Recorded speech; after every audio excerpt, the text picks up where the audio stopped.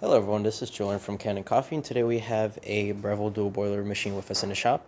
And this one came in for a few spots that were leaking on the steam boiler, and so we replaced all the gaskets with silicone ones, and we also replaced the water level probes, as you can see here. There's a lot of corroding just from the leakage, and there's quite a lot of scale buildup, both on the top of your lid if you were to remove it, and around your boiler, but that doesn't really affect much.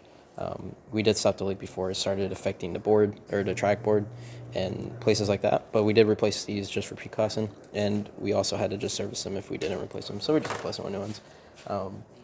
After that, that's pretty much all we did to the machine. We didn't do any sort of tune-up or cleaning like that.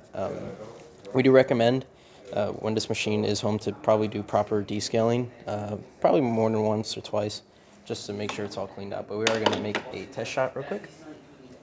Put this right under.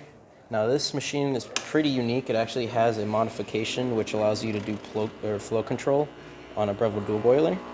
Usually call it the Slayer mod or something along the lines. But you can release a little bit of water, and you can also close the water if you want to, but we're just going to let it open. Don't worry if you don't see a lot of pressure in the gauge. We're using test coffee, which are not calibrated to the portafilter or the type of machine, but the valve is all the way open, and as you can see, we are gaining pressure here. Since this is a dual boiler, you can go ahead and use different parts of the machine at the same time. As you can see, we got the seam on here. Again, we didn't do much work to the seam one. And then lastly, we are going, you don't have a hot water tap because this machine has the flow control. It actually takes off the hot water function so that you can reroute the water through the brew boiler and reroute it back. But yeah, that's about it for this repair. If you like this video or any of our other repairs on our channel, leave a like, subscribe, and hit the bell. Thanks for watching.